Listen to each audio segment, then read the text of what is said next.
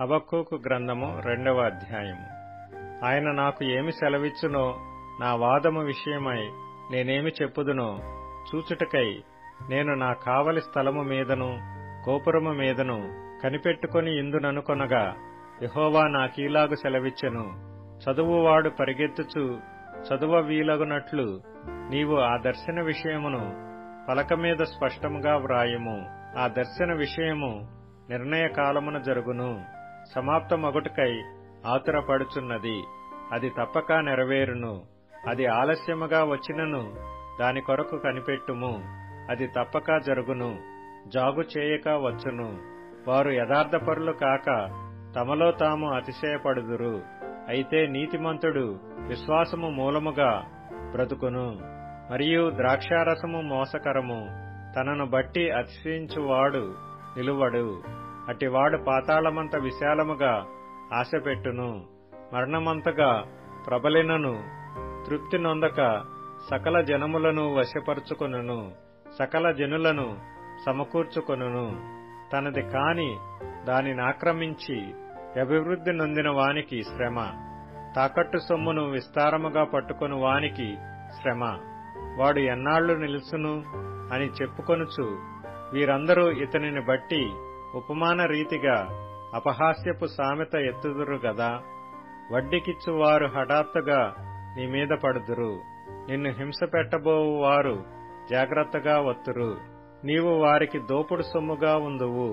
బహుజనముల ఆస్తిని నీవు కొల్లపెట్టి ఉన్నావు. గనుక శేషించిన జనులు దేశములకును పట్టణములకును వాటిలోని నివాసులకును నీవు చేసిన నరహత్యను బట్టియు బలాత్కారమును బట్టియు నిన్ను కొల్లపెట్టుదురు. తనకు అపాయము రాకుండునట్లు తన నివాసమును బలపరుచుకొని తన ఇంటివారి కొరకై అన్యాయముగా లాభము సంపాదించుకుని వానికి శ్రమ. నీవు చాలామంది జనములను నాశనము చేయుచు నీ మీద నీవే నేరస్థాపన చేసియున్నావు. నీ దురాలోచన వలన నీ ఇంటి వారికి అవమానము తెచ్చియున్నావు. గోడలలోని రాళ్లు మొర్రపెట్టుచున్నవి. దూలములు వాటికి ప్రత్యుత్తరమిచ్చుచున్నవి. నరహత్య చేయుట చేత పట్టణమును కట్టించు వారికి శ్రమ. దుష్టత్వము జరిగించుట చేత కోటను స్థాపించు వారికి శ్రమ. జనములు ప్రయాసపడుదురు గాని అగ్నిపాలవుదురు. వ్యర్థమైన దాని కొరకు కష్టపడి జనులు క్షీణించుదురు. ఇది సైన్యములకధిపతియగు యెహోవా చేతనే యగును గదా. ఎలయనగా సముద్రము జలములతో నిండియున్నట్టు భూమి యెహోవా మహాత్మ్యమును గూర్చిన జ్ఞానముతో నిండియుండును. తమ పొరుగువారి మానము చూడవలెనని ఘోరమైన ఉగ్రతను కలిపి వారికి త్రాగనిచ్చి వారిని మత్తులుగా చేయువారికి శ్రమ. ఘనతకు మారుగా అవమానముతో నిండియున్నావు. నీవును త్రాగి నీ మానము కనపరుచుకొందువు. యెహోవా కుడి చేతిలోని పాత్ర నీకియ్యబడును. అవమానకరమైన వమనము నీ ఘనత మీద పడును. లెబానోనునకు నీవు చేసిన బలాత్కారము నీమీదికే వచ్చును. పశువులను బెదరించిన బెదరు నీమీదనే పడును. దేశములకును పట్టణములకును వాటిలోని నివాసులకును నీవు చేసిన నరహత్యను బట్టియు జరిగిన బలాత్కారమును బట్టియు ఇది సంభవించును.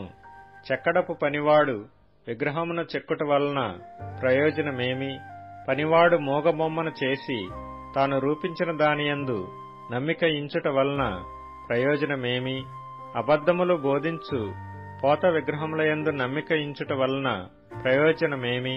కర్రను చూచి మేలు కొమ్మనియు మోగరాతిని చూచి లెమ్మనియు చెప్పువానికి శ్రమ. అది ఏమైనా బోధింపగలదా? అది బంగారముతోనూ వెండితోనూ పూతపూయబడెను గాని దానిలో శ్వాసమెంతమాత్రమునూ లేదు. అయితే యెహోవా తన పరిశుద్ధాలయములో ఉన్నాడు. ఆయన సన్నిధిని లోకమంతయు మౌనముగా ఉండునుగాక.